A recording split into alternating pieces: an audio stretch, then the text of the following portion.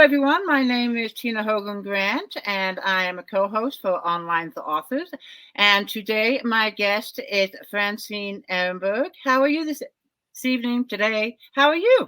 I'm doing great. Excited to be here and chat. I'm excited to talk to you too. And I did enjoy your book. We're going to be talking about your book, America's Candidate. Before we get started, can you just give me a little background on yourself? Absolutely. So I'm a new author. This is my first book. And before that, I'm a retired attorney. I practiced for over 30 years. I was a former major in the Army Judge Advocate General Corps, and also a supervising deputy attorney general at the New Jersey Division of Criminal Justice. Wow. I was busy. Well, congratulations. Very busy. You have been my daughter-in-law is an attorney. She just found me. Oh, wow. Yep. I'm super proud of her. It's not an easy profession. No, not especially if you're in the courtroom a lot. It's a lot of preparation and a lot of work and a lot of fun. Well, congratulations on your retirement. And now you are an author. Yeah, very exciting. I didn't think this was going to happen. So I'm thrilled that I finally did this as, wrote my first book. I mean, when I did that, my first book was published in 2018, but the feeling is just indescribable. It's just a high that I'm still on. Oh, especially when you have the book like physically in your hand. Yeah. It's just unbelievable. Well, I'm super happy for you. I did read your debut novel, America's Candidate. I did enjoy it. It's very entertaining and inspiring. And what drew me in to your book was the blurb, the synopsis, because there was just the thought of, I don't want to give too much away, but the premises of the book, America choosing the candidate, I thought was just unique. Yeah. Can you just give me a little background without giving too much away of what the book is about? Sure. Well, in terms of, even before getting into sort of the plot aspect of it, in terms of simply like what kind of book this is, it's kind of a hybrid of a lot of different genres. It's fiction, but it really mixes together sort of, there's drama, it's slow burn, there's a murder, there's some politics involved. It's twisty, suspenseful. So it has like a lot of elements to the book. And then as far plot wise, it really involves a woman named Annie and her fiance Amir. And they come up with an idea, as you said, to change the political system in the United States. And they have this idea for a TV show that would completely do that. It would change how we vote in the country. And the whole book really focuses on sort of the consequences of that. Mm-hmm. What may be a good idea turns out it may or may not be a good idea, but there's a lot of, I'd say, repercussions and consequences that I'm not sure anybody ever anticipated with respect to this idea for the show. And so it makes it really interesting and unique. And in the U.S., it's very timely with the election coming up. It is. I mean, everyone I talk to, that's all they're talking about. And I don't want to turn this into a political podcast, but yeah. I mean, for me that's one of the reasons why I chose to read it too, is because of the subject matter. It's that this is what everything is talking about right now. I'm going to read a book about it too. Why not? So I just dove myself into it. I've thoroughly enjoyed it. And yes, there's many surprises on the way. Some I just did not see coming. And I'm not going to say anything more than that. I'm glad to hear that. It worked. The TV show, another surprise. I'm going to leave it at that. Yeah. What I did also like about the book is that it was written from multiple points of view. I do enjoy that. And it was an interesting thing because I have to separate myself from the characters as I'm writing, but each character to some extent as an author, and I'm curious if in your writing, if you felt this way too, there's small parts of yourself that are in those characters. All the time. Yeah. So there's some I connect with more than others. There's a character in the book that most people would think that because the character of Annie is a woman, that's the one who would be most like me, but it's not. I most connect with the character Ben in my book. Oh, okay. Yeah, just personality wise, I would say his personality is just really my own voice, but in male form. He speaks how I would speak, how he talks to his employees, how he deals with his daughter, and how he just interacts, his thought process. That's really like me almost in my character. Whereas Annie and Amir, the two other characters in the book, they're part of their voices. There's little aspects of them here and there that are similar to who I am as a person, but not really. There's a lot that's very different from me. So it was fun to go in character and like put myself in the position of someone who's really nothing like me, and then, write about that. Now, you say that you see parts of yourself in these characters, or that one in particular. Yeah. Did you notice that right away, or when you went back and read, say, the first draft? Not right away. You're right.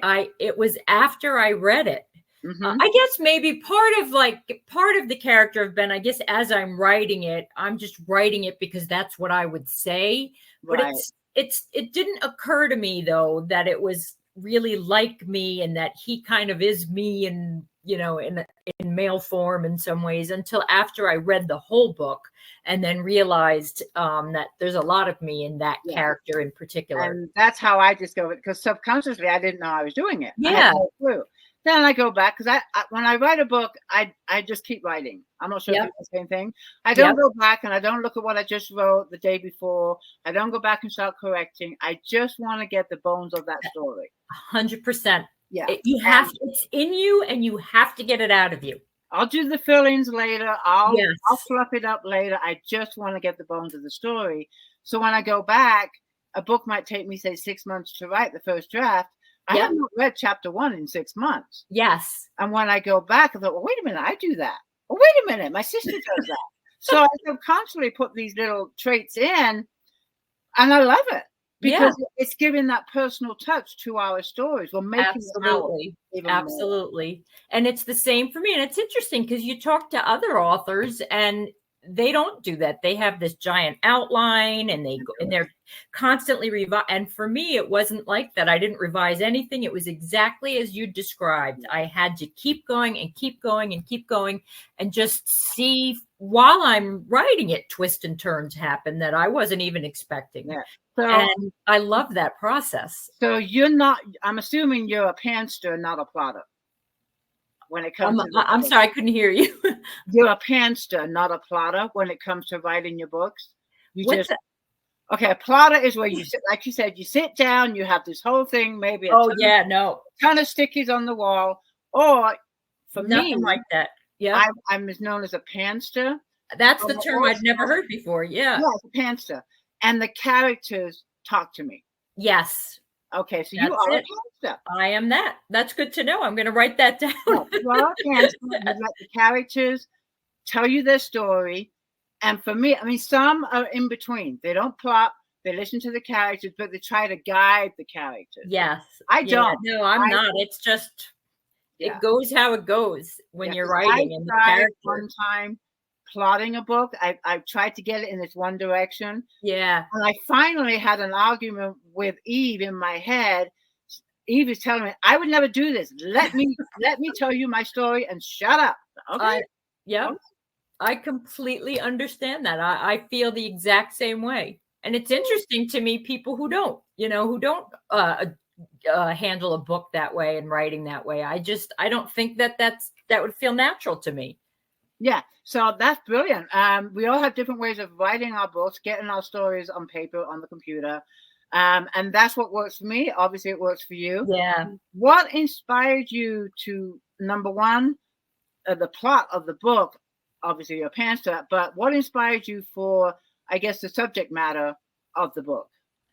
Well, the plot of the book, I think, because there's certain elements, without giving away too much, there's aspects of it that involve financial crimes, money laundering, and other crimes within the book, a murder. And as a prosecutor, I mean, I was a prosecutor for over 20 years. It's just something I always thought would be kind of fun to write about, and even there's parts of the book that are even based lightly on some of the cases that I've handled. When I was working at the Attorney General's office, I was the Deputy Bureau Chief of the Financial and Computer Crimes Bureau, and we handled a lot of money laundering cases. So it's something I've acquired a lot of expertise in, and I wanted to put that in the book. And then as far as why I wanted to write at all, I guess after I retired, I had never thought about writing a book before, but as a child, I used to just like writing poems and things along those lines as a really young child. And I remember giving a poem as a kid back in the day of when we didn't even have typewriters back then. Everything was handwritten. So I had handwritten some poems, given them to my aunt, and she typed them up for me. And seeing something I had written in writing was just incredible. I don't think kids today, the generation out there now can understand that because everything's typed, everything's on a computer. Yeah. But for me back then, it was just an incredible thing to see something I had written typed. And so I've always, as crazy as that story is, I just always had a passion for just that kind of a thing. And I wanted to write. And then when I retired, I had some more time and just the idea came to me. And just wanted to just get out there and try my hand at it. And I loved every second of doing it. The process, the having the book even afterwards, reading it, rereading it, and just everything about it was incredible to me. It's an amazing journey. It really is. So meaningful. And it never gets old. My book number 16 came out. Oh my gosh. In August. Oh. And for me, when I started writing, I just wanted to write one book. I had a message in 2018. Yeah. I need to get this message out. I did it. But like you said, the high that I got from not only the accomplishment of finishing this book, but putting it out in the world for people to read it. Because, up until then, it's my baby. No one saw the book but me. Me too. I didn't show it to anyone. No one in my family. No one saw this or even talked about it with me. I never discussed the plot. I never discussed characters. Nobody knew even one thing until it was complete. And then you put it out there. And that high, I wanted it again. So I continued to write. And I love what I do. I absolutely love what I do. And that's so good to hear. Yeah, you're on the right track. And how long did it take you to write this book? It went quick, surprisingly quick. I don't know if this will ever happen again, but I started it in January because it was my New Year's resolution and finished it in April. Wow. And had it up and published that quickly. It just really that is amazing for a debut. Once I started, I couldn't stop. It was almost like you said, like a message or something that I had to get this written. Mm-hmm. And it's odd in that I didn't even know 100% where. I had the idea only of what if there was a TV show that changed politics. I had nothing else in mind. I didn't know who the characters would be. I didn't know there'd be twists and turns and what it wrote itself really as I was sitting there. And it just went that quickly.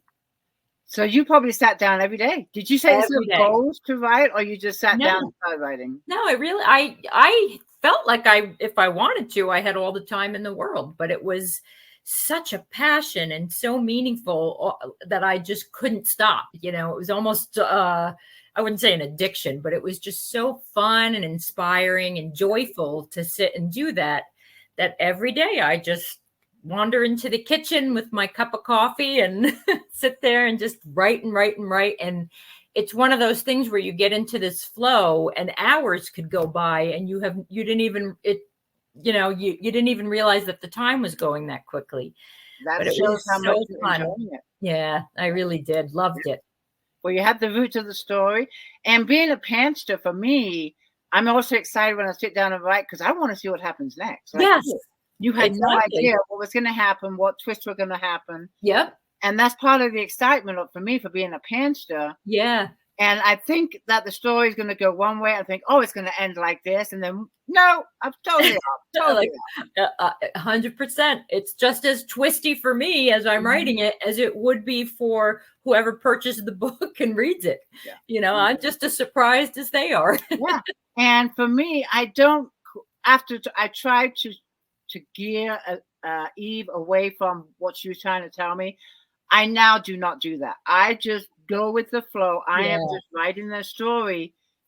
And in the book that I just released, Secrets Told, when I started writing the book, I couldn't stand the character. I just did not like her. And I'm like, and I said to myself, I can't print this. My readers are going to hate me. She's horrible. And I finally went into my group that I have on Facebook and I said, can I ask you all a question? And I text them, I'm starting this story. They all know I'm a panster. So the character that is coming forward first, I can't stand her. I just cannot stand her. Will you read a book of a protagonist that you don't like in the beginning? And they're all like, oh, yeah, we want to see what happens to her. Okay, I like the book. Done, right? Yeah. I felt the same way with my character, Annie. She annoyed me. And I didn't love her, and it wasn't my favorite character. And as I grew in parts of the book, I did start to like her. And then at the end, it kept flopping for me. Like sometimes I liked her, sometimes I didn't. And I think that's humanity too. It's like that with people. Sometimes you like people, you have a good day, a bad day, they have a good day, you like them, and some days you don't. And it's like that with the characters. Yeah.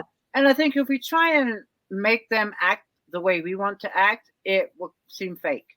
Yeah. You really have to get in their head and be that character. Exactly. And even if you wouldn't do it, that character would. So you write about it. Yeah. They're telling you their story. So I'm just going to write what they tell me. Now I'm assuming this is a standalone, or do you think there'll be a book 2? Is it going to be a series? I think there'll be a book 2. Really? I think again, I don't want to give anything away, but I think at the end, it leaves possibilities open that you're still wondering, like, what on earth is happening here and to these people and the future. I did have a few questions at the end, and again, I don't want to say too much because I don't want to give too much away, but Annie comes to mind. Yep. And I'm going to leave it at that. And well, I don't want to get too much away, but yes, you're definitely right. There are some things that you could continue on with. That I can see a second book.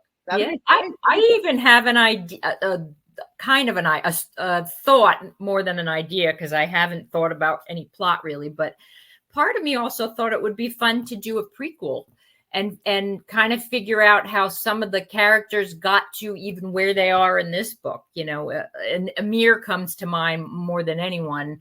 Who he is, who he was, how he got here. How he got to New York. Yeah. I actually did that with my trilogy. I wrote a trilogy. Oh, wow. That was part of book 1 in 2018. After the trilogy, I wrote my prequel. Oh, wow. And what I did was a very, very short prequel, 25 pages. Yeah. And in the prequel, you also get chapter 1 of book 1. Oh, that's a great idea. So it leads you into the trilogy. Yeah. And I give that book away a lot for free. Yeah. It's it's in paperback and ebook, but it's a great way to get readers, number one, into your writing style. See if they like your style of writing before investing in a complete book. Yeah.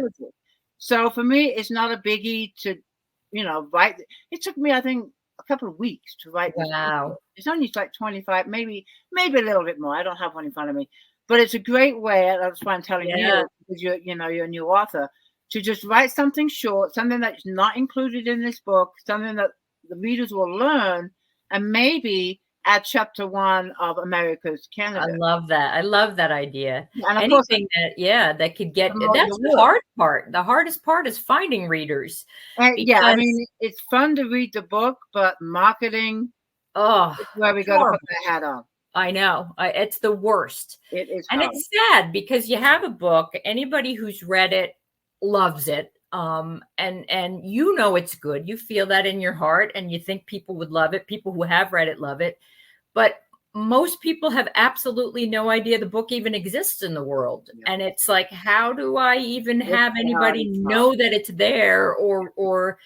And the marketing and the business aspect is something I'm not in touch with. I'm not interested in. I just want to write. And so, and you want people to read it. You want that your book out there. You're proud of it.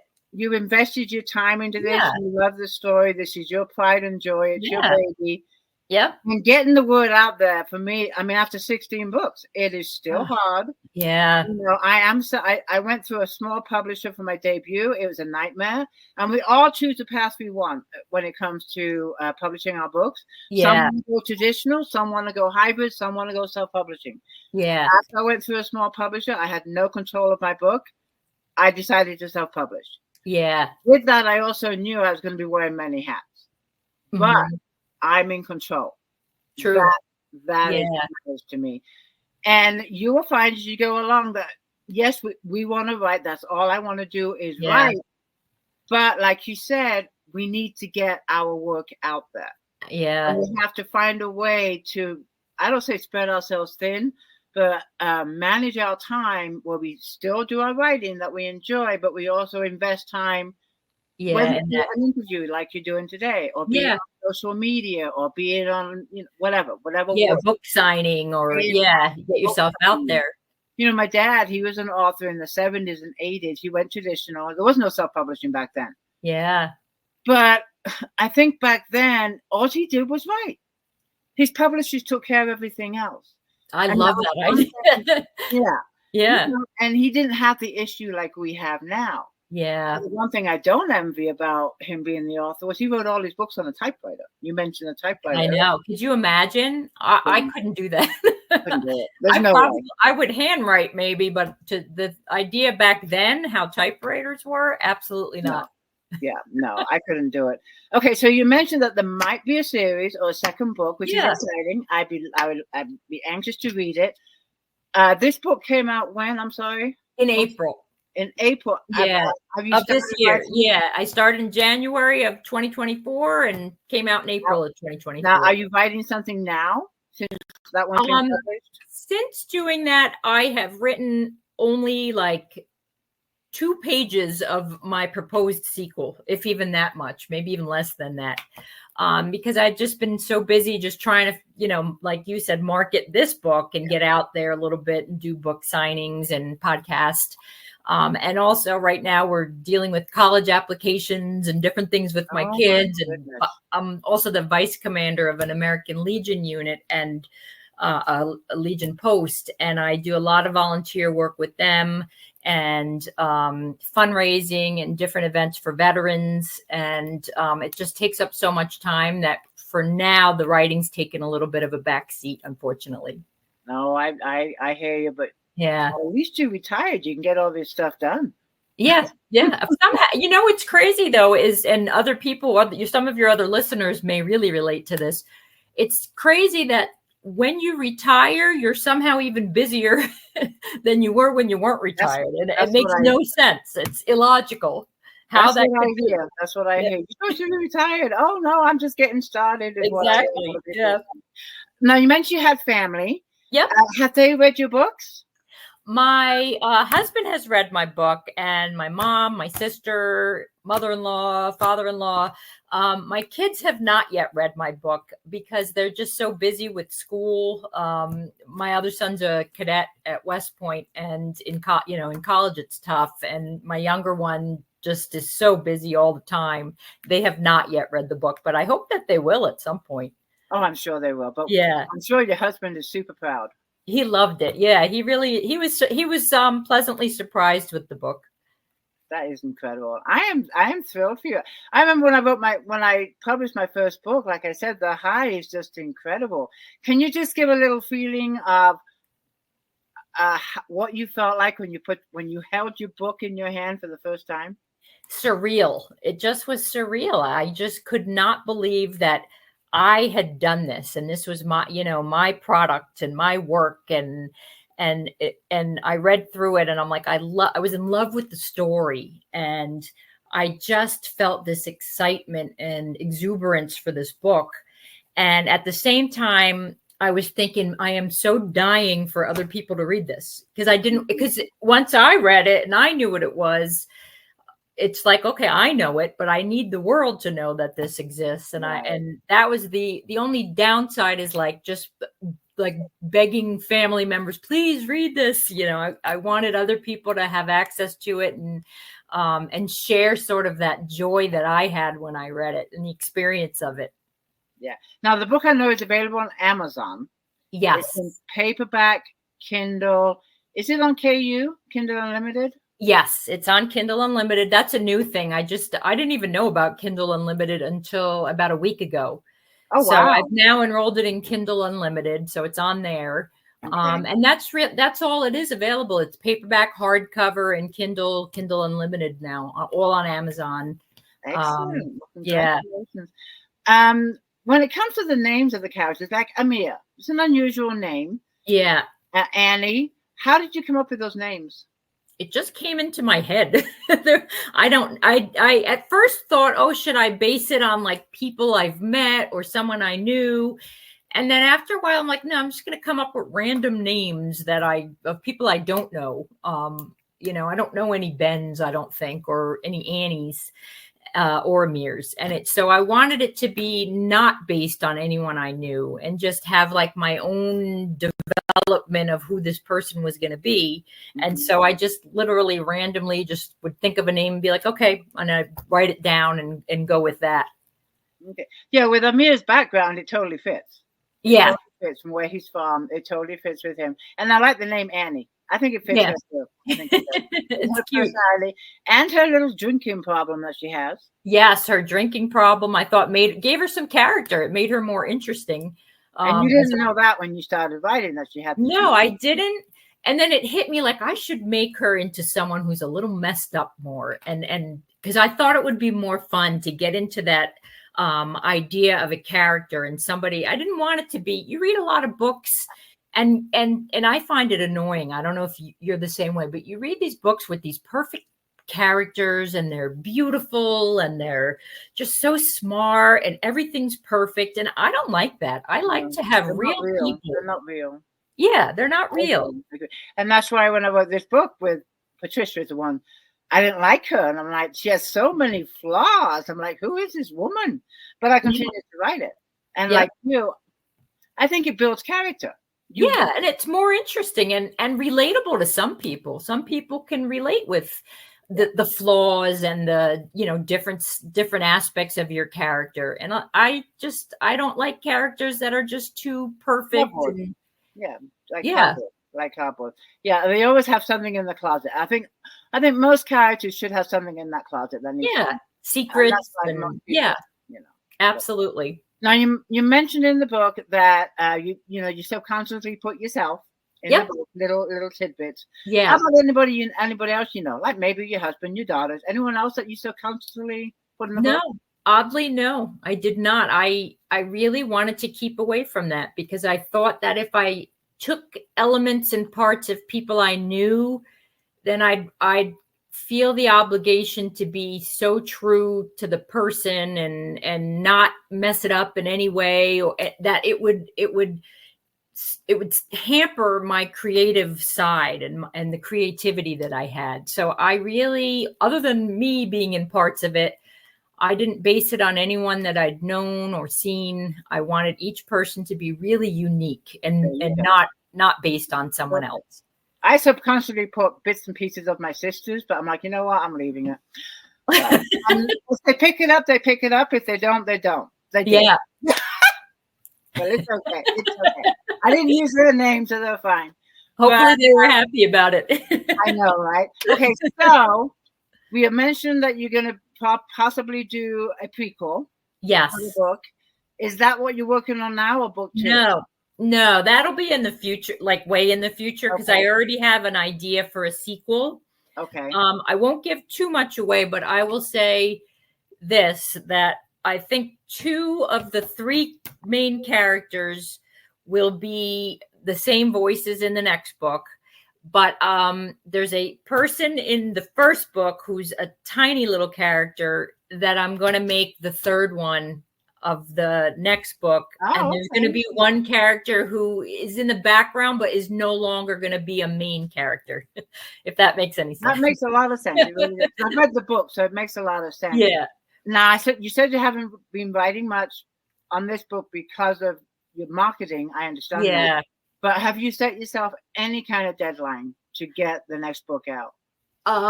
No, not to get the book out, but to really be a little bit more serious about sitting down and making the time. I think that'll be, I'm hoping maybe January, February to get started, like being more serious about it. But as far as a deadline with getting it out, I don't want to put that pressure on myself. And I don't really have an obligation to do that for any reason. So I want to just enjoy it just kind of like I did before. And when it comes and flows, then we'll go, and it comes out when it comes out. There you go. And then when you know you're getting close to the end, you can let the readers know. Yeah, absolutely. That's a great idea. Yeah. Well, I am excited. Now, do you have a website or any kind of Facebook platform? Where can you just find you? So I'm on Instagram under Ehrenberg _author, and I have a page, all author, I think it's called, and I also have a page, an author's page on Amazon. Okay. Facebook, I don't have, I have my own account on Facebook, but it's just connecting with friends and, and that type of thing. So not an author page. Yeah. Okay. But they can find you under your name, Francine Ehrenberg, on those platforms? Yes. And on LinkedIn. LinkedIn's not really an author page, but if they want to just see what I've done, how my career has been, LinkedIn's also a good place to look me up. Perfect. Well, I enjoyed your book immensely. I want to wish you the best of luck on getting the next book out. Thank you so much. Is anything you want to add before we end the interview? No. Other than that, there's been a lot of people who have been saying to me, who have read the book, that they wish that it would be like a series on television or Netflix. Oh, there you go. If anyone out there has those contacts, feel free to contact me. Put it out there. You just never know. You never know. Other than that, I just hope people read and enjoy the book, and they get excited and find it suspenseful. And I just appreciate this opportunity so much. It's been wonderful talking with you, Tina. I really appreciate it. I've had a great time getting to know you and more about the book. I really enjoyed it. Francine, thank you. Thank you. And everybody, enjoy the rest of your day. Bye. Bye. Thank you for listening to Online for Authors, where I, Terry M. Brown, author of character-driven fiction and host of the podcast, introduce readers to characters they'd love to invite to lunch. Tune in next Tuesday for another podcast episode.